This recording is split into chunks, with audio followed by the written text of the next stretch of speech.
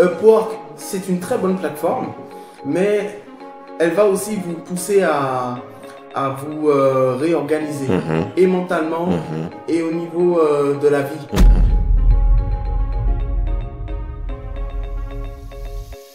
C'est ce qui fait que j'exécute aujourd'hui sur des plateformes comme Upwork ou ailleurs.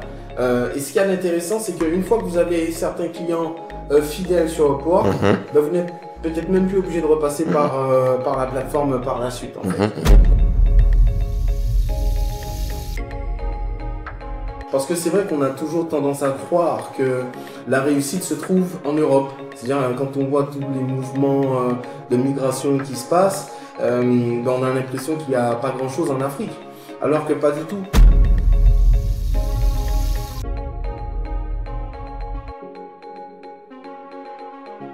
Et donc, je pense que c'est ce qui fait qu'aujourd'hui, j'arrive à me démarquer sur ce marché. Et ça, c'est peu importe là où vous allez, là où vous trouverez, en tout cas dans n'importe quel pays.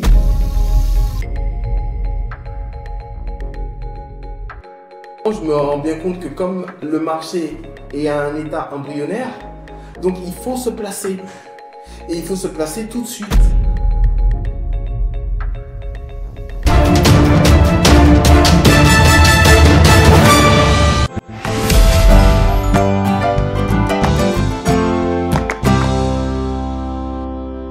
Salut, j'espère que c'est la pleine forme sur toi. Bienvenue dans cette nouvelle vidéo. Un nouveau entretien, le tout premier, je dirais, dans notre série du podcast WePro, Web Entrepreneur Pro. Nous allons à la rencontre des gens qui utilisent Internet pour faire passer leur business à un palier supérieur. Et aujourd'hui, je reçois pour vous quelqu'un de très spécial. Il nous vient de la Guadeloupe. J'ai avec moi aujourd'hui Marc-Alessandre Montouta-Aka. Dit Marca, il est un fabricant d'images. Marca, bonjour. Bonjour Alphonse et merci pour l'invitation. C'est un plaisir pour nous. Alors, si tu es ici pour la première fois, je suis Alphonse Lafaux de Explore Motivation. Ici, nous parlons premièrement de l'entrepreneuriat. Nous parlons par la suite de tout ce qui touche au web entrepreneuriat et ceci depuis l'Afrique. Si ce sont des sujets qui te parlent, tout ce dont tu as besoin de faire, premièrement, abonne-toi à cette chaîne et surtout active la cloche de notification pour être tenu au courant de nos prochaines parutions pratiques comme celle-ci. Nous parcourons depuis plus de 5 ans plusieurs pays de l'Afrique francophone pour des événements en présentiel. Et cette année, pour la première fois, nous aurons notre tout premier événement international dénommé le Week-end du Web Entrepreneur Pro. Nous allons te mettre dans la description un lien qui te donne plus de détails sur cet événement-là. La première édition cette année, Marca, aura lieu précisément au Bénin, à Grand Popo. C'est une ville située entre Cotonou et Lomé. Je ne sais pas si tu connais Grand Popo. Ah ouais, magnifique. D'accord, super. Alors, Marca, revenons à notre interview. Aujourd'hui, nous allons parler du web entrepreneuriat, de l'entrepreneuriat nomade. Je te laisse le soin de te présenter davantage à nos internautes. Très bien, ben moi tout simplement c'est comme tu l'as dit Marc-Alexandre Montou, donc je suis originaire de la Guadeloupe, donc français, parcours classique, c'est-à-dire j'ai fait une école de cinéma qui m'a permis de pouvoir me former dans un premier temps et tout de suite j'avais déjà la faculté, c'est un travail que j'ai apprécié très très vite depuis mes 13-14 ans, donc je me suis vraiment dédié en fait à faire ça. Donc j'ai commencé en tant que monteur pendant plusieurs années dans des agences et puis petit à petit, vous savez, dans ce métier, on a envie aussi de faire autre chose. Donc je me suis intéressé à la réalisation, au cadrage. Et c'est comme ça que je suis arrivé à faire petit à petit mes affaires, mes courts-métrages, des clips et tout ça. J'ai commencé comme ça, dans des majors. Et puis par la suite, même pour des artistes indépendants. Et donc c'est ce qui a fait qu'aujourd'hui, il y a maintenant plus d'une dizaine d'années maintenant, où je me suis dit je peux me mettre à mon compte. Avec l'essor d'Internet, aujourd'hui, en tout cas ça m'a permis, je pense qu'on en parlera beaucoup plus profondément par la suite, mais en tout cas ça m'a permis d'être, on va dire, un petit peu plus indépendant au niveau de mes mouvements et d'avoir cette liberté de travailler où je veux, quoi. Voilà. Ok, super. Alors, si on te reçoit dans cet élément, c'est parce que certainement tu as découvert nos contenus depuis que tu étais en Guadeloupe. Oui. Et fortuitement, quand tu es venu ici au Bénin, tu es tombé sur un ami, celui qui t'a accueilli premièrement. Et voilà, tu lui faisais part de ce que toi tu fais en termes d'activité. Lui aussi, dans la foulée, te dit, je connais un certain Alphonse Afo. Voilà, et tu t'es dit, mais je le connais, je le suis sur YouTube. Et c'est lui qui t'a amené dans nos locaux. Et c'est ça qui nous amène à faire cette interview avec vous. Est-ce que tu peux revenir un peu sur comment tu as découvert en ligne nos contenus et ce que tu en penses par rapport au travail que nous abattons ici à Exploit Motivation? Bien sûr, moi je pense que déjà la rencontre elle s'est faite en période Covid parce que c'est vrai que bon, moi je suis un filmmaker mais je suis énormément sur le terrain et c'est vrai qu'en période de Covid, les déplacements, il y avait beaucoup de restrictions en fait et il fallait donc trouver un autre biais, un moyen de pouvoir pallier et faire des sous. Et donc je découvre la plateforme Upwork. Mais d'une certaine manière, je sais que il faut optimiser son profil, il faut comprendre un peu comment cette plateforme elle fonctionne. Et donc justement, je me mets à taper Upwork tutoriel pour un peu apprendre un petit peu plus sur cette plateforme, en découvrir un peu plus à travers quelqu'un justement qui pourrait m'expliquer. Et c'est comme ça que je suis tout simplement tombé sur tes contenus. Mais comme je le dis très souvent, d'autres personnes aussi vont expliquer sur comment ça se passe sur Upwork. Mais ce que moi j'ai trouvé intéressant, c'était donc la manière dont tu présentais cette plateforme, les performances que toi-même tu avais établies dessus, puisque bon, on peut parler de quelque chose, mais est-ce qu'on est perspicace d'en parler? Est-ce qu'on remplit tous les quotas en fait? Et je trouve qu'à travers en tout cas ton profil, ce que tu faisais déjà sur Upwork, moi je trouvais que c'était très pertinent. Et donc c'est comme ça que j'ai commencé un peu à m'intéresser, à configurer mon profil et pour justement optimiser ma présence sur Upwork. Et quand je suis arrivé par la suite au Bénin, on était en train de parler de ça avec des amis justement qui sont eux-mêmes freelancers, ouais. Exactement. Et donc là, je me suis dit, tiens, c'est intéressant parce que justement, si je suis au Bénin, ça veut dire que je peux aussi par la suite développer quelque chose sur Upwork, travailler toujours à distance. Et puis c'est là où on a commencé à parler de toi, où je disais que justement, c'est quelqu'un, il y a un gars qui s'appelle Alphonse sur YouTube et qui m'a expliqué un petit peu à travers les différents tutoriels qu'il faisait en tout cas, comment on se débrouillait un peu sur Upwork, quoi. Et tout simplement, ils m'ont dit, écoute, on le connaît et on va te le présenter.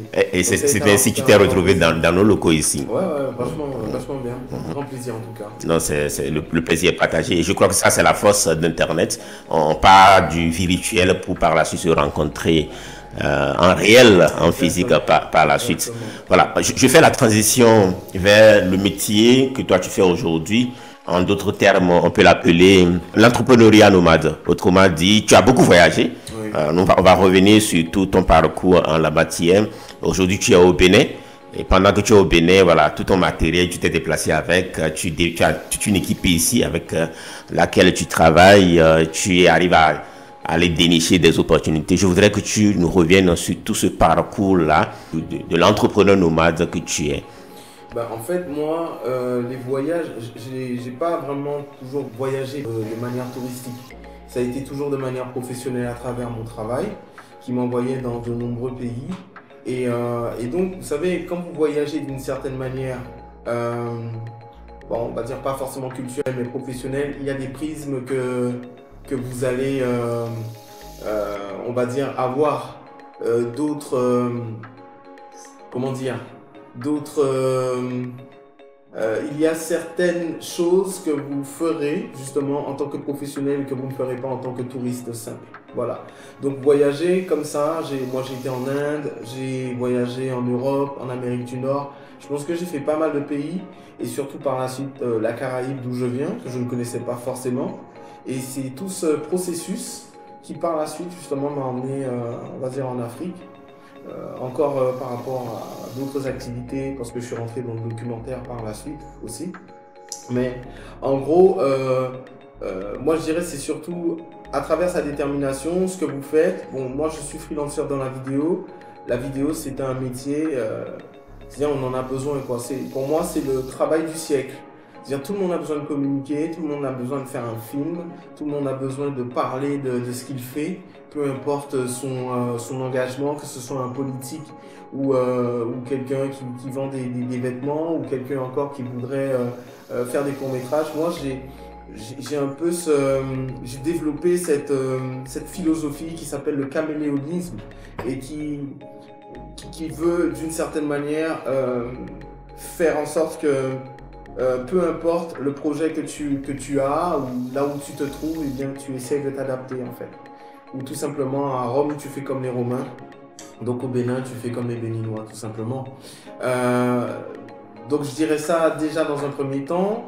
Moi, le Bénin, je le découvre à travers mes racines, puisque comme j'expliquais en tant qu'Antillais, quand on fait ses recherches et tout, moi, ça m'a ramené au Bénin.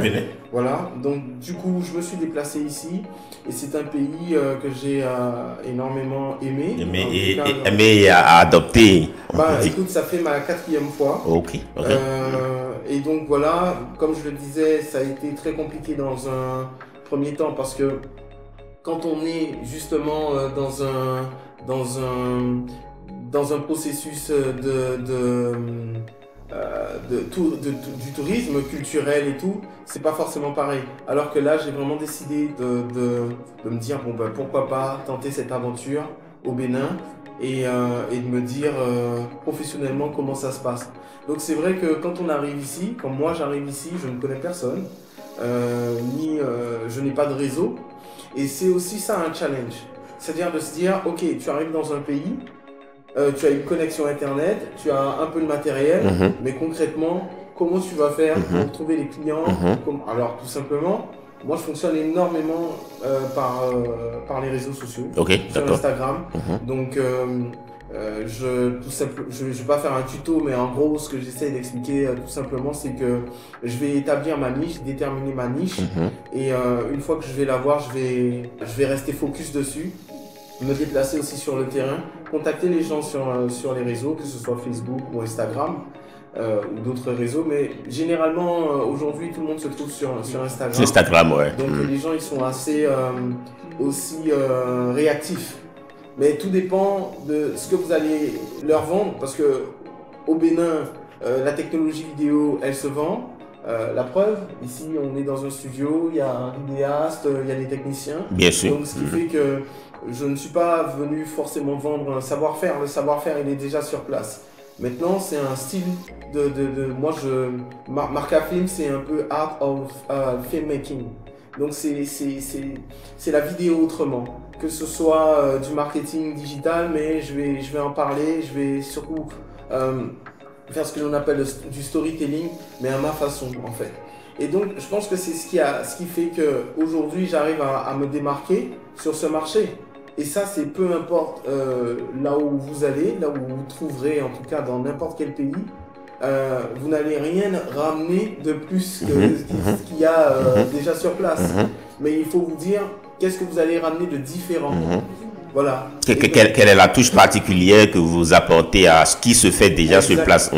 Et quelle est la valeur ajoutée que vous apportez? Exactement. Donc il ne faut pas forcément être imbu de sa personne, mais il faut être sûr de ce que vous faites, de votre savoir-faire, et de comment vous allez le diluer, comment vous allez le présenter justement à votre futur ou à votre potentiel partenaire, collaborateur ou client, peu importe, petit ou grand client.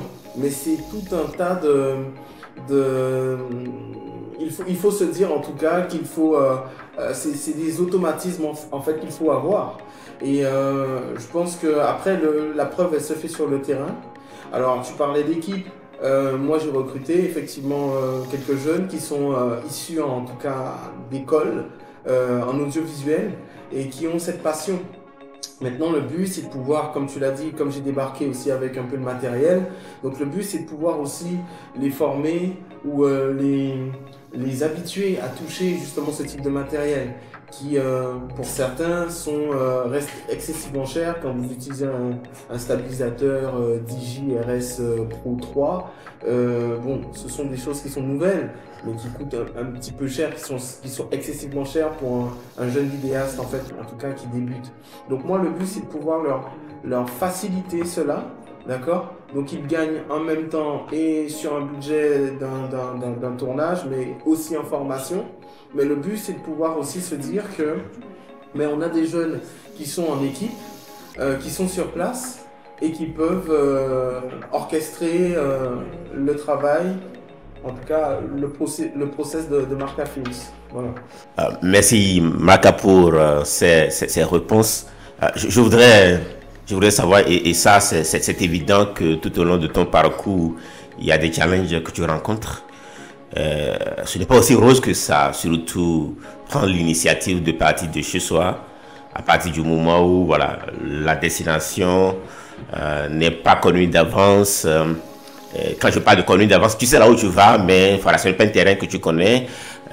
Tu en as déjà raconté un tout petit peu les challenges auxquels tu peux faire face. Quelqu'un qui te suit peut penser que c'est aussi facile que ça. Quelles sont dans ce métier d'entrepreneur nomade les difficultés que tu rencontres? Est-ce que tu peux nous faire part de ces challenges-là que tu rencontres dans ton parcours d'entrepreneur nomade? En fait, je pense que être filmmaker, c'est vraiment comme n'importe quel boulot, hein. C'est-à-dire quand tu as des objectifs, moi je sais que bon, je suis indépendant, donc il y a un certain nombre de projets. C'est-à-dire je vais travailler pour les autres, mais j'inclus aussi mes propres projets. C'est-à-dire que tout ce que je vais gagner, relativement, je le réinvestis dans mes propres productions, que je vais distribuer, que je vais moi-même vendre par la suite. C'est-à-dire je recycle vraiment tout ce que je fais. Et mon plus gros des challenges, vraiment pour te dire les choses, c'est d'avoir quitté un peu l'Europe et de me diriger vers l'Afrique et de réussir ce que j'ai à faire en Afrique. Parce que c'est vrai qu'on a toujours tendance à croire que la réussite se trouve en Europe. C'est-à-dire quand on voit tous les mouvements de migration qui se passent, on a l'impression qu'il n'y a pas grand-chose en Afrique. Alors que pas du tout. Et ça, je pense que c'est n'importe qui, quand on est dans un microcosme, dans un environnement où on est habitué, eh bien on est anesthésié de ce qui nous entoure. Alors que quand vous le voyez, vous partez, mais il y en a aussi beaucoup qui viennent et qui construisent, qui développent des business et qui... alors, développer un business, c'est jamais forcément simple, mais il faut se tenir, c'est un projet. Ça peut être un projet de 2 ans, ça peut être un projet de 10 ans, ça peut être un projet d'une vie, en fait. Donc, moi, le but, c'est simplement de me dire, je garde ce challenge, peu importe où j'ai été, mais c'est de me dire, ok, je vais m'établir aujourd'hui en Afrique de l'Ouest, plus précisément au Bénin. Ouais. Et donc, au final, comment ça va se passer en fait? Donc j'ai pas de boule magique et je vais te dire oui Alphonse, tout se passe bien, c'est génial. Non, la vie d'un filmmaker n'est pas forcément simple, mais c'est justement parce que il faut avoir cette vision, il faut anticiper pour pas se retrouver justement, pour pouvoir me dire que je vis actuellement au Bénin, eh bien c'est des ressources quoi. C'est des ressources, on n'est pas forcément établi, on n'a pas tout de suite les clients, on n'a pas forcément tout de suite les budgets, parce qu'on n'est pas forcément non plus connu. Donc les gens, ils auront cette réticence dans un premier temps. Mais c'est ce que je disais, c'est la différence. Qu'est-ce que vous vendez de différent, en fait? Et donc, moi, j'ai aussi la possibilité, comme je vous le disais, d'avoir des revenus passifs à travers mes productions que je vends. En termes de documentaire, donc je me suis diversifié. Je suis pas forcément le filmmaker qui va, par exemple, uniquement exécuter. Je vais aussi exécuter pour moi. Et je vais me donner aussi cette même rigueur, c'est-à-dire à donner la satisfaction à un client. Mais il faut aussi que pour Marca Films, j'ai aussi ma propre satisfaction. C'est-à-dire que mes projets soient vus, que mes projets se vendent, que mes projets soient distribués. Et que ça puisse me faire justement une rente confortable afin que je puisse justement me développer ailleurs, quoi. Il y a aussi la possibilité, c'est-à-dire que moi avec certains de mes partenaires avec qui je travaille, ce sont des gens aussi qui m'accompagnent dans mon quotidien. C'est-à-dire, on n'est pas aujourd'hui non plus qu'un filmmaker, moi c'est ça aussi. C'est-à-dire que je vais développer une certaine relation avec certains de mes clients qui vont comprendre justement que je suis indépendant et qui vont participer à cette aventure. C'est-à-dire au Bénin, j'ai certains clients qui peuvent comprendre, ok, on peut forfaitiser, tu as des travaux à faire pour nous, on peut te prendre en place ton logement, on peut te prendre en place tes déplacements, on peut te prendre en place telle ligne en fait. Moi c'est comme ça que je fonctionne. Donc c'est ce qui fait que j'exécute aujourd'hui sur des plateformes comme Upwork ou ailleurs. Et ce qui est intéressant, c'est qu'une fois que vous avez certains clients fidèles sur Upwork, ben vous n'êtes peut-être même plus obligé de repasser par la plateforme par la suite. En fait. D'accord ? Et ce qui est intéressant, je trouve que ta stratégie est un peu assimilable à ce que nous on fait ici à Explore Motivation. À la base, quand moi j'ai commencé par parler de Explore Motivation en 2016, je connaissais pas Upwork, je connaissais pas du tout le freelancing. C'est vrai, j'entendais déjà parler du marketing digital. Voilà, j'ai lancé mes plateformes sur les médias sociaux. J'avais tout au début commencé par parler de la motivation.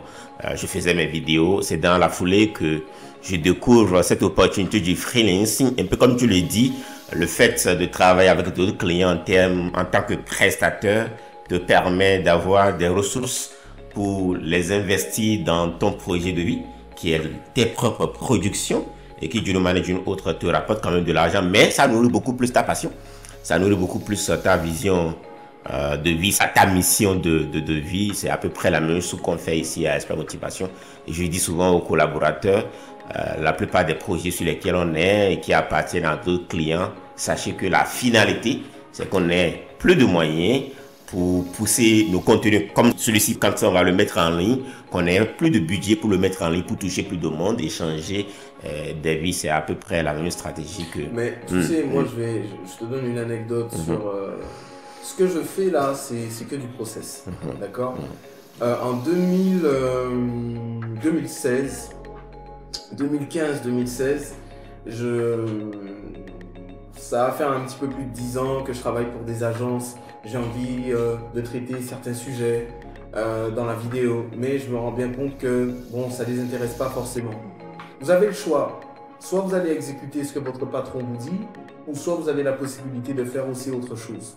D'accord ? De prendre votre voie. C'est-à-dire d'ouvrir la fenêtre, comme cette fenêtre elle est là, et on sort et on saute, quoi. Mais une fois que tu as sauté, tu n'as aucune possibilité de revenir en arrière. Et donc j'avais pour ambition de faire mon premier documentaire. C'est-à-dire, tu sais, quand tu es un filmmaker, ben, le but c'est que tu sortes un jour un film. Comme un artiste, ben, il doit sortir un album ou peu importe, quoi. Donc moi, je me suis dit, concrètement, comment je peux investir, comment je peux faire un film. Donc j'ai cherché des fonds pour pouvoir faire ce documentaire qui s'appelle Karukera. Et d'ailleurs, je tiens vraiment à insister sur ce film parce que c'est lui qui m'a ramené au Bénin pour la première fois. Et on ne pourrait pas s'imaginer d'un projet sorti de son imagination qui pourrait te ramener, mais quelque part, mais où tu n'imagines jamais. Exactement. Donc c'est la concrétisation en fait de l'irrationnel, d'avoir une idée. De l'idée, on passe de l'idée à... de la concrétiser, de la tourner, de la monter, et puis par la suite, bien, c'est-à-dire tu peux avoir ton projet, tu as fait tout ça, mais c'est comme si tu décides de gravir une montagne, mais au final tu penses que tu as fini, et pas du tout, parce que ton projet il faut le dealer. Exactement. Et donc je me rappelle, quand je cherchais des producteurs, j'ai trouvé personne en fait. Et ce film, il parlait de l'évolution des afrodescendants, c'est-à-dire antillais, face à la violence et les politiques néocolonialistes en fait. Donc ça te montrait toute cette évolution à travers cette violence. Et comme moi j'ai voulu expliquer justement la thématique de la violence, ça m'a ramené à l'histoire. C'est-à-dire comment s'est construit aussi la Guadeloupe. D'accord ? Et à la base, c'était déjà mal parti. C'est-à-dire quand vous avez un Christophe Colomb qui est arrivé, je crois, en 1492 et qui débarque sur les côtes guadeloupéennes à Cap-Esther, et il va découvrir pas forcément les Indiens qui l'attendaient, il attendait les Amérindiens. Donc il se rend bien compte que ce sont des Amérindiens et que ce ne sont pas des Indiens d'Inde. Parce que lui, il pensait être arrivé en Inde. et alors que c'est la Guadeloupe. Donc il va baptiser ça la Guadeloupe, et c'est là que le génocide a déjà commencé. C'est toute cette population amérindienne qui va être décimée à travers les maladies et à travers leur bonne volonté, et puis par la suite la traite négrière qui va commencer. Bon, donc il y a déjà une première violence. Mais ça, vous voulez expliquer ça dans un documentaire, ça n'intéresse pas grand monde. Donc, j'avais le choix. À travers ce que j'avais engendré de toutes mes différentes productions, j'avais l'argent pour pouvoir produire moi-même mon propre documentaire. Et c'est comme ça, justement, que j'ai produit Karukira, qui m'a fait par la suite voyager dans toute la Caraïbe, connaître toute la Caraïbe, parce que c'est vrai que même si on est en Guadeloupe, on n'a pas forcément accès à ce qui se passe à côté. Et on n'a pas forcément l'envie non plus, ou le temps, ou je ne sais pas, l'argent. Là, j'avais la possibilité de pouvoir aller voir comment se passent les choses dans la diaspora, c'est-à-dire en Haïti, à Cuba, à Trinidad, à la Barbade. Et à la Barbade, en 2017, je rencontre l'ambassadeur du Bénin, donc Auguste Alavo, qui est invité en fait au 50e anniversaire de l'indépendance de la Barbade, et qui voit ce film et qui m'explique justement qu'il y a un programme pour les afro-descendants ou à la recherche de ceux qui ont été arrachés à la terre. De leur terre, ouais. Exactement.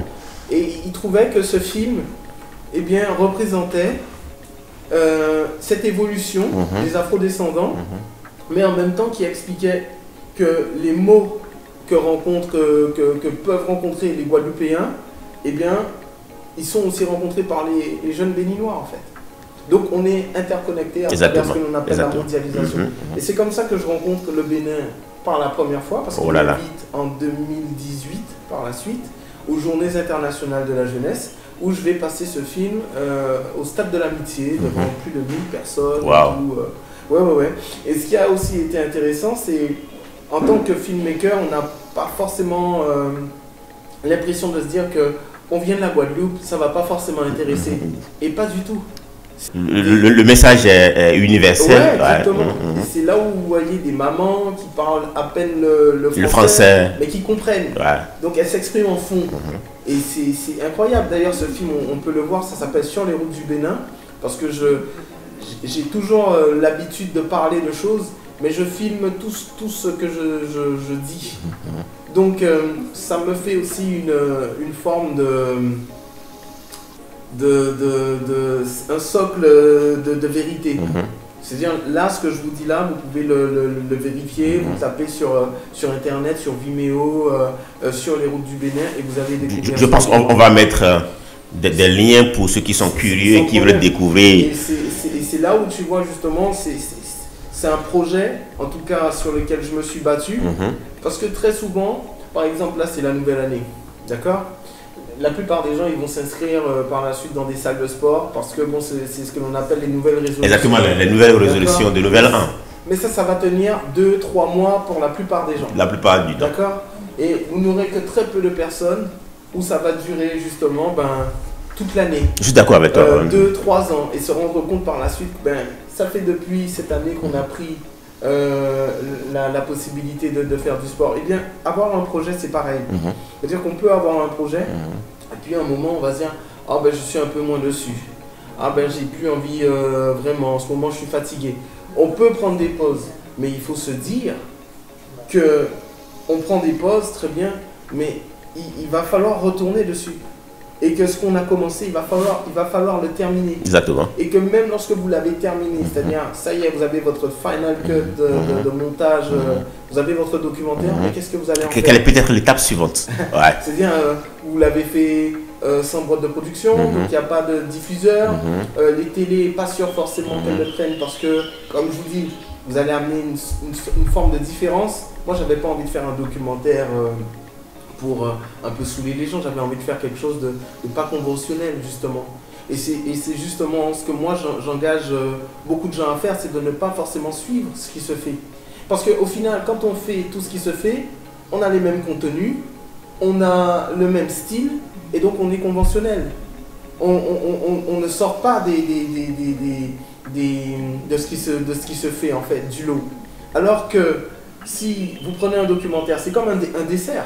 Vous avez la possibilité le dessert, une meringue déstructurée n'est pas a le même goût qu'une meringue normale, mais c'est la présentation qui va changer en fait, c'est son originalité. Et donc, c'est ce qui m'a permis, moi, de comprendre à travers le process de ce film, parce que j'ai pas simplement voulu raconter ça pour dire que j'ai fait un documentaire, mais c'est le process qui m'a permis par la suite de comprendre comment développer son projet, de le mener et par la suite de le dealer en fait. Voilà. Et par la suite d'être indépendant. C'est-à-dire que aujourd'hui, j'ai un réseau de plus de 350 salles à peu près indépendantes où lorsque je sors justement un film, ils peuvent te les diffuser. Exactement. Je sais que sur Vimeo, je ne suis pas forcément obligé de passer par Netflix ou sur Amazon pour ne pas forcément me perdre dans un flot de contenu de film. Moi, je peux directement passer par Vimeo et avoir ma vidéo à la demande, défendre mon propre projet à travers moi-même. Et puis voilà, c'est-à-dire que quelqu'un qui ne peut pas se déplacer, mais peut le regarder justement en ligne. Et moi, quand vous faites un projet aussi, ne voyez pas les choses de manière locale. C'est-à-dire que moi, je suis un Guadeloupéen, mais la population de la Guadeloupe, c'est moins de 400 000 habitants. Vous voyez, donc c'est vraiment... C'est-à-dire penser comment l'étendre par la suite sur d'autres cieux. Mais il faut penser diaspora. Dès le début. Il faut penser créolophone. Dès le début. Exactement. Parce que créolophone, je vais même vous dire, par rapport à Karukera, qui est un film qui parle de la Guadeloupe. Mais il faut savoir qu'en Guadeloupe, on a aussi des Indiens qui sont arrivés post-esclavage. Donc ce qui fait que l'Inde est un pays où il y a des milliards de personnes. Et dans cette population, il y a des gens qui s'intéressent à leurs ancêtres, qu'est-ce qu'ils sont devenus, qu'est-ce qu'ils font en Guadeloupe. Et donc quand ils verront, ou quand ils voient un film comme ils ont pu voir un film comme Karukera, bien ça peut vous arranger que votre film passe en Inde. Vous voyez? Et donc ça c'est très intéressant pour vous, question chiffres. Parce que en Inde, c'est une très grande population. Donc si vous faites sur des milliards... on va dire 25 000 personnes en Inde, à 5 $, franchement, ne serait-ce qu'en Inde, je peux vous dire que vous vous en sortez très très très bien. Super. Voilà qui me permet de faire une transition vers les finances ou simplement le rapport avec l'argent. On parle du web entrepreneuriat, donc c'est de l'entrepreneuriat, et qui parle d'entrepreneur parle de l'argent. Est-ce que ce métier, si on te pose la question, te permet de gagner concrètement de l'argent? Ça, c'est ma première question liée aux finances. Et voilà, la deuxième question, quel est toi, ton rapport avec l'argent? L'argent représente quoi pour toi dans ton parcours voilà, de tous les jours? Moi, je dirais que, tu sais, l'argent... alors, est-ce que je vis de ce métier? Oui. Alors pour être devant toi, clairement je vis de ce métier, ça m'a toujours permis, j'ai eu la chance de pouvoir travailler dans de très bonnes agences, d'avoir de très bons postes, donc ce qui fait que, comme je t'ai dit, j'ai pu produire mes propres films. Je ne suis pas quelqu'un de dépensier, donc j'ai toujours investi, mais j'ai toujours compris qu'il fallait investir sur moi-même, parce que au final personne ne le fera pour vous, déjà dans un premier temps. Je pense que peut-être on peut investir sur se dire ah oui bon il a déjà fait ça, mais il va falloir faire vos preuves avant qu'on vienne vous chercher en fait. Et ça, il y a beaucoup de personnes qui se disent ah non ça marche pas le boulot et tout ça.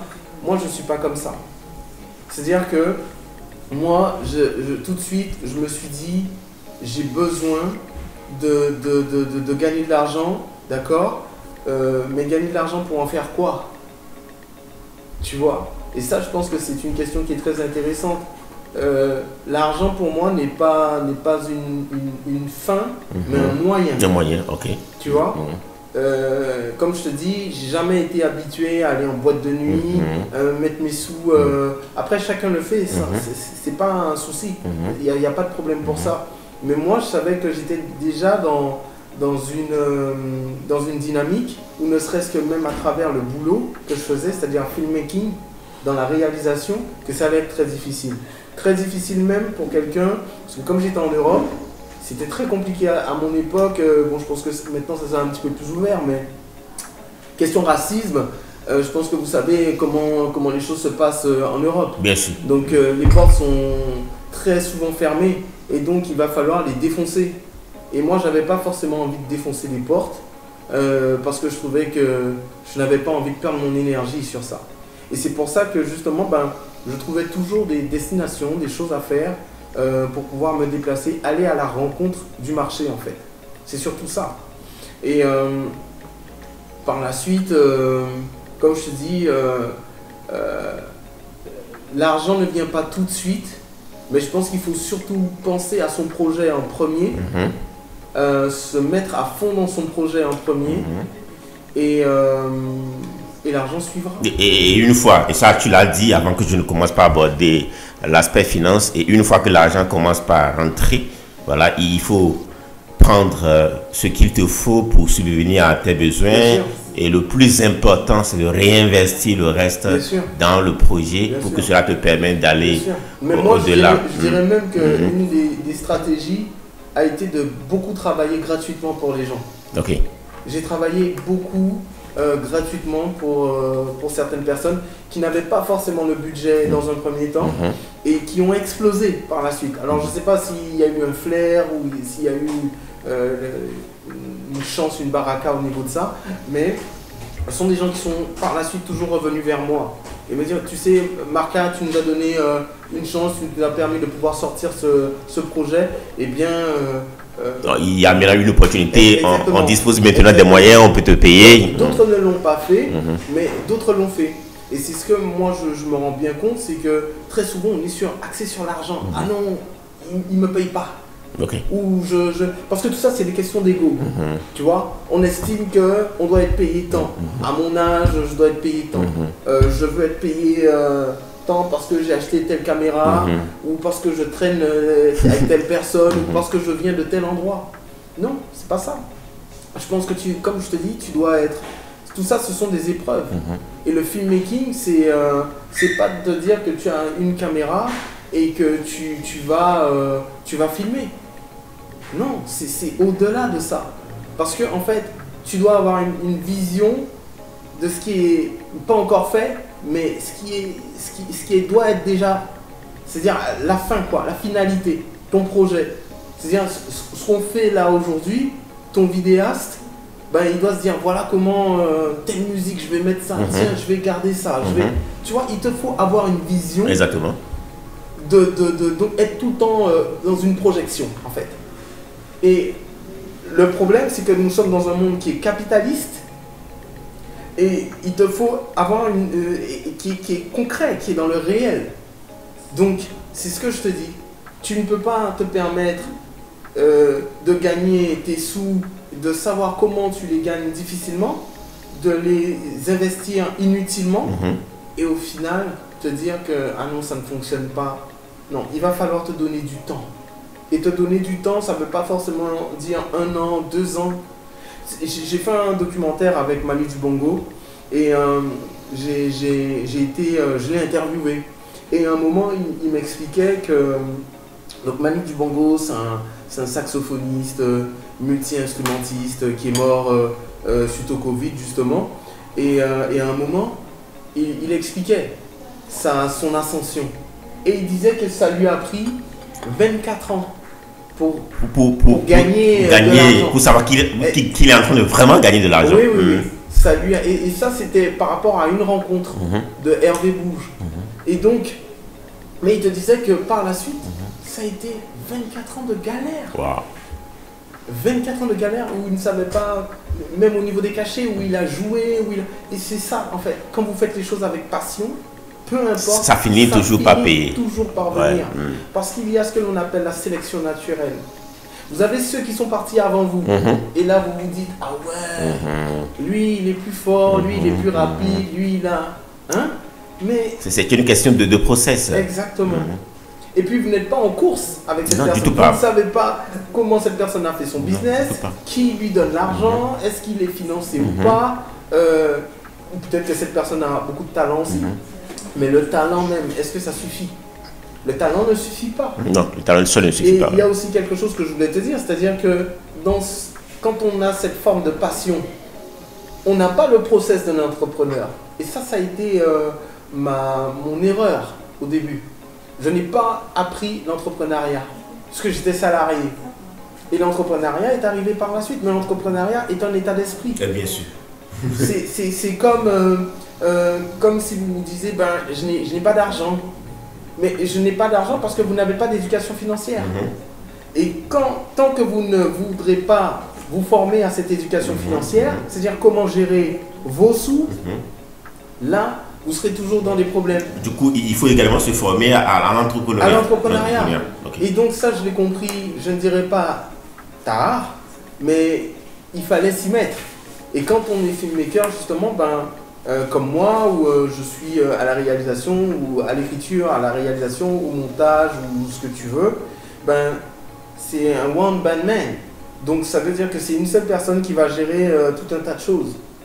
Et aujourd'hui, j'arrive à avoir certaines personnes maintenant autour de moi qui arrivent à m'alléger de certaines tâches, et heureusement, mais bon, il faut avoir de l'argent pour pouvoir payer ces personnes. Tu vois, et donc c'est ce que moi je voulais dire, c'est-à-dire qu'il y a tout ce process, effectivement on est passionné, mais ça reste un business. C'est-à-dire que vous allez devant un client, comment vous allez vendre votre projet? Est-ce que votre projet est rentable? Et il est rentable sur combien d'années? Est-ce que, par exemple, moi j'ai des amis qui vont me dire, ah ouais mais Marca, comment tu fais et tout ça? Moi j'ai pas de secret. C'est-à-dire que un tarif c'est un tarif. Là où toi tu vas prendre, tu vas peut-être faire 5 millions en un coup, moi je vais le faire en 10 coups. C'est possible, ouais. Tu vois, ouais. Donc je vais travailler peut-être plus, mais je vais le faire. Jusqu'à ce qu'au final, eh bien, peut-être que toi, tu vas encore attendre. Je leur dis, mais vous êtes des artistes. Moi je suis un technicien, les gars. Bien sûr que Parce que oui. moi je prends tout. Voilà. Et prendre tout, c'est de se dire que même si le client il va vous payer à moindre valeur, mais vous savez ce que votre travail vaut. Donc ça veut dire que ça ne veut pas forcément dire que parce qu'on vous paye moins qu'il va falloir travailler moins. Non, il faut donner la même exigence sur un projet sur lequel vous allez payer 25 000 comme 25 millions. Mais ça va vous demander, comme je vous dis, de mettre votre humilité, de mettre votre arrogance. Parce que c'est ça notre problème. Et d'accepter, commencer avec un minimum et progressivement. Et même que, tu sais, dans ce genre de boulot, à un moment tu peux être au top, tu peux gagner très très bien ta vie. Et puis après... C'est comme la vie, il y a des hauts et des bas. C'est la même chose en entrepreneuriat. Et c'est ce que je disais, quand on parle tous les autres. Exactement, quand on parle du freelancing, à l'arrivée également, le freelancing, c'est de l'entrepreneuriat. Nous n'avons pas voulu nous accrocher à une certaine sécurité apparente. C'est normal qu'il y ait des hauts et des bas. Voilà pourquoi, touchant l'aspect finance, non seulement il faut réinvestir, mais aussi, je sais que tu mets souvent un peu d'argent de côté pour faire face à ces jours de vaches maigres. Ah on est obligé. Exactement. Alors, Marca, notre entretien tient progressivement vers la fin. Je ne vais plus te demander quels sont tes secrets. Je pense que dans toutes les réponses que tu as données, voilà, celui qui suit bien peut déjà y déceler des secrets. Je fais un petit résumé de cette dernière intervention. C'est qu'il faut partir d'une vision, d'accord? Et de la vision, quand tu as l'idée, commence par l'implémenter. Et celui qui aime ceux qui se mettent à l'action te fera rencontrer des gens qui vont t'amener au bon endroit. Par exemple, l'exemple de l'ambassadeur du Bénin que tu as donné, par exemple, tu n'as rien payé, on t'a parachuté au Bénin, tu as fait passer ta production devant des milliers de personnes et aujourd'hui tu es revenu au Bénin pour la 4e fois. Et je sais que voilà, dans ta projection pour le futur, tu es appelé à t'installer ici au Bénin. Non seulement tu as parlé de ça, tu as également rappelé que n'attendez pas que l'on commence par vous payer au tout début de gros montants. Premièrement, il faut même des fois donner du gratuit. Et je pense que le process du web entrepreneuriat, c'est d'abord ça. La plupart des grandes entreprises dans ce domaine, Facebook et consorts, ils nous donnent les comptes gratuits. Google nous donne la possibilité de faire des recherches gratuites. Et c'est dans ce process-là qui, par fini, ils gagnent de l'argent. Nous aussi, On peut faire des fois certains travaux gratuitement. Commencer par accepter, gagner peu et par la suite monter. Et quand on le gagne, il faut mettre de l'argent de côté et réinvestir la majeure partie. Je ne sais pas si j'ai résumé un tout petit peu. Tu sais, il y a l'exemple encore de Upwork qui me vient. C'est-à-dire que je débute sur la plateforme. Oui. J'ai aucun client. Et je me dis, bah ok, ben, comment je peux mettre mon taux horaire, quoi. Et donc je me suis dit, bon, bah, je vais tester mon taux horaire je vais le mettre entre 35 et 45 dans un premier temps. J'ai pas eu de client. Bon, je me suis dit, bah, c'est peut-être trop cher, donc j'ai été un peu voir par rapport à tes conseils. À mes conseils, ouais. D'aller voir la concurrence, comment elle se comporte et tout ça. Mais moi, je savais que je n'avais pas forcément le portfolio de la concurrence. Donc, j'ai commencé comme ça. J'ai commencé par de tout petits budgets. Je me suis abaissé à 25 dollars. Alors que là où tu pouvais prendre plus que ça. Exactement. Et là, je me suis dit, mais je ne peux pas prendre 25 dollars pour tout ça, quoi. Ça me poussait vraiment à me poser des questions. Donc, Upwork, c'est une très bonne plateforme, mais elle va aussi vous pousser à vous réorganiser et mentalement et au niveau de la vie. Parce que justement, par la suite, justement, vous allez avoir des clients qui vont vous recommander, qui vont vous faire des choses. Et là, vous pouvez augmenter petit à petit. Donc, c'est ce que j'ai voulu dire, c'est de ne pas tout de suite commencer avec gourmandise, mais c'est vraiment de commencer avec appétit, petit à petit, et les choses se feront, quoi. Super. Marc, mon avant-dernière question pour toi, j'espère que cela va être le cas. Quand tu analyses un peu l'environnement du Bénin du point de vue business et surtout allant dans le sens du numérique, tu sais, nous, on s'est lancé en freelancing dans les années 2018. Moi, j'ai vraiment commencé concrètement dans ces locaux en 2018. Ça fait au moins 5 ans par le passé. Le marché tel que c'était il y a 5 ans, ce n'est plus le même. Il y a davantage de personnes qui sont au courant. La concurrence est de plus en plus rude.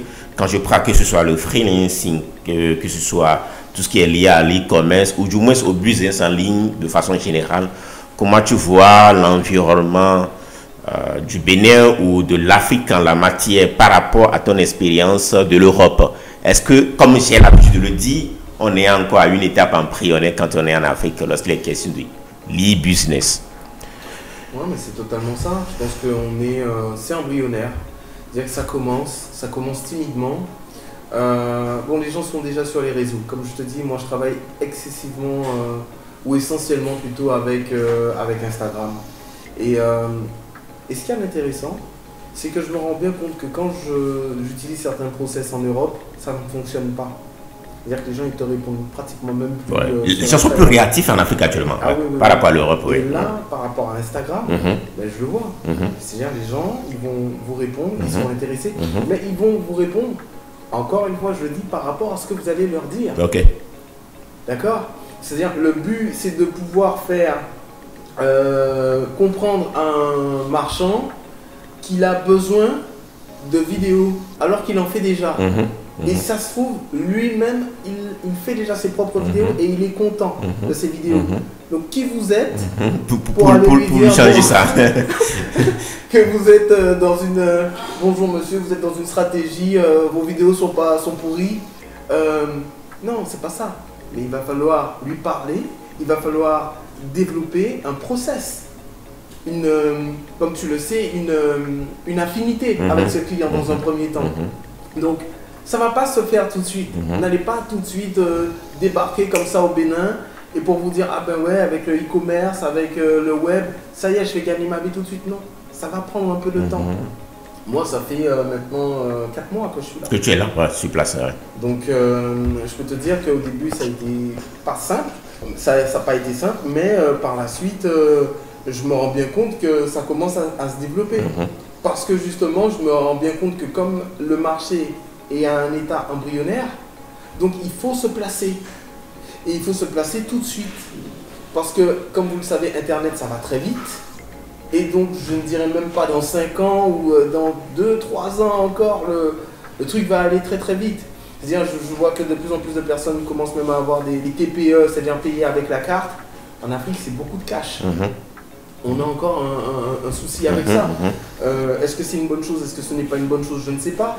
Mais en tout cas, pour quelqu'un qui est en ligne, c'est pas rentable. C'est pas rentable, ouais. Donc, du coup, le marché est encore embryonnaire. Et s'il faut se positionner, c'est dès maintenant. C'est maintenant. Ouais. C'est maintenant. Et se positionner, mais de manière professionnelle. À pouvoir amener un process. On a beaucoup, je pense que ce terme-là, il est beaucoup revenu. Ouais, mais je pense que c'est ça. Ouais. Si vous il faut une procédure. Oui. mais peu importe ce que vous allez faire, par exemple un vaccin ou n'importe quelle chose, vous avez une procédure à faire. De procédure. Une visite, c'est comme ça, c'est protocolaire.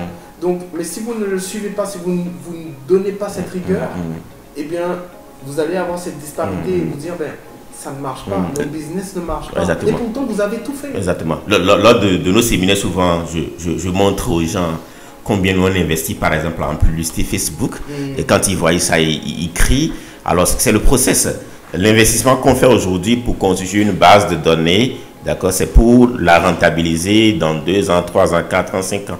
Et la plupart du temps, les gens qui vont venir au séminaire, à nos événements, ou bien qui même vont accéder à nos formations, c'est des gens qui nous ont découvert il y a 1 an, 2 ans, 3 ans, 4 ans. Donc, c'est une question de process. Mais ce que tu dis là, c'est très important parce que, ok, tu parles de Facebook Ads, tu vas sponsoriser, ce qui est une très bonne chose, mais tu vas sponsoriser quoi? Exactement. Voilà. Quel type de contenu? Le contenu que tu as, ben, c'est du contenu qui date déjà de 2, 3, 4 ans. Exactement. Travailler. Donc, c'est pas forcément se dire, ah ben oui, on va sponsoriser pour sponsoriser. Non. Tu vas sponsoriser parce que tu as du contenu qui est pertinent et c'est là où ça va fonctionner. Et c'est-à-dire, faut pas forcément mettre la charrue avant les bœufs. Avant les bœufs, ouais. C'est-à-dire, tu peux pas faire ça et après te dire, ah ben ça n'a pas marché. Tu as sponsorisé, mais est-ce que le contenu que tu as sponsorisé, est-ce que le call action, il est bon? Est-ce que la phrase d'accroche, elle est bonne? Est-ce que la vignette, elle correspond? Et tout ça, ça s'apprend. Tout ça, ça s'apprend. Ouais. Et voilà pourquoi nous, en la matière, on a créé une école qu'on appelle l'école du web marketing, où on apprend aux gens à utiliser les médias sociaux pour se donner de visibilité de façon professionnelle. Alors, Maka, notre entretien tend vers la fin. Tu as donné le meilleur de toi et j'espère bien que nos internautes ont beaucoup appris. Quel est ton dernier mot ou message à l'endroit de tous ceux qui nous suivent? Moi, je dirais la détermination. C'est un terme, en tout cas, qui a toujours fait partie de moi très tôt. Dès mes 15 ans, comme je le dis, moi, la vidéo... Tu sais, j'ai peut-être cette chance, c'est de savoir ce que j'ai voulu faire depuis très jeune. Donc ça m'a jamais lâché. C'est peut-être comme quelqu'un qui voulait être pilote d'avion, ou pilote de course, ou cuisinier, ou je ne sais quoi. Dès que vous avez votre ambition, ne lâchez pas cette ambition. Parce que justement, la vie, elle est longue, même si on dit qu'elle est courte, mais avant qu'elle se termine, vous allez vivre beaucoup de choses. Peu importe dans les lieux, les endroits, avec les personnes, vous allez rencontrer beaucoup de personnes. Mais c'est surtout votre détermination qui fera la différence. Parce que justement, la vie peut vous détourner de vos objectifs, vous détourner de vos ambitions. Et d'ailleurs, je vais citer une phrase de Sénèque qui disait qu'il n'y a pas de bon vent pour celui qui n'a pas de bonnes ambitions. Il n'y a pas de bon vent pour celui qui n'a pas de bonnes ambitions. Oui, ok, voilà. Il faut d'abord avoir d'ambition. Et c'est l'ambition qui va gérer le bon vent. Exactement. Voilà, ton histoire en dit long en la matière. Et comme tu l'as dit, je n'ai aucun secret, je n'ai livré aucun secret, aucune formule secrète. Mais c'est simplement les choses de la vie. Que des gens connaissent déjà et qui malheureusement ils n'arrivent pas à appliquer. Exactement. C'est-à-dire que toi, tu enseignes à travers ton école de web marketing, d'accord? Mais ça veut dire que ton élève, quand il rentre chez lui, je suis désolé, il doit aussi aller se fournir sur YouTube, regarder des tutos, parce que ce n'est pas suffisant. C'est pas suffisant, non. Tu vois? Je l'ouvre la vanne. Exactement. Voilà. Donc moi, c'est surtout ce que je dis aux personnes qui nous écoutent, aux jeunes, c'est la détermination. La détermination. D'accord? La rigueur dans ce que vous faites. La rigueur dans ce qu'on fait. Le professionnalisme. Et donc voilà. La détermination, la rigueur dans ce que vous faites et puis le professionnalisme. Alors, Maka, j'espère bien qu'en novembre, peut-être quand tu vas partir, tu reviendras. Je ne sais pas trop. Au Bénin, si tel est le cas, voilà. Tu vas faire partie des intervenants de notre première édition du week-end du Web Entrepreneur Pro. On le veut vraiment un peu particulier où des gens vont quitter un peu partout des pays qu'on a déjà parcouru en Afrique francophone. Alors je te parle, on a déjà parcouru une dizaine de pays de l'Afrique francophone pour donner des séminaires présentiels. Et des gens ont longtemps demandé à ce qu'on organise un événement où ils peuvent se déplacer pour venir dans un pays qui n'est pas le leur. Et voilà, on a apporté le premier choix sur le Bénin parce que d'abord on est au Bénin. Et notre audience est beaucoup plus Cotonou, Lomé, voilà, c'est plus facile de le poser dans un grand groupe. Le Bénin aussi est un pays à devenir. Ah oui, bien sûr, bien sûr. Je regarde le président Talon était dernièrement en Martinique pour annoncer ce pont qu'ils vont créer justement entre l'Afrique. Et moi, c'est toujours ce que j'ai voulu.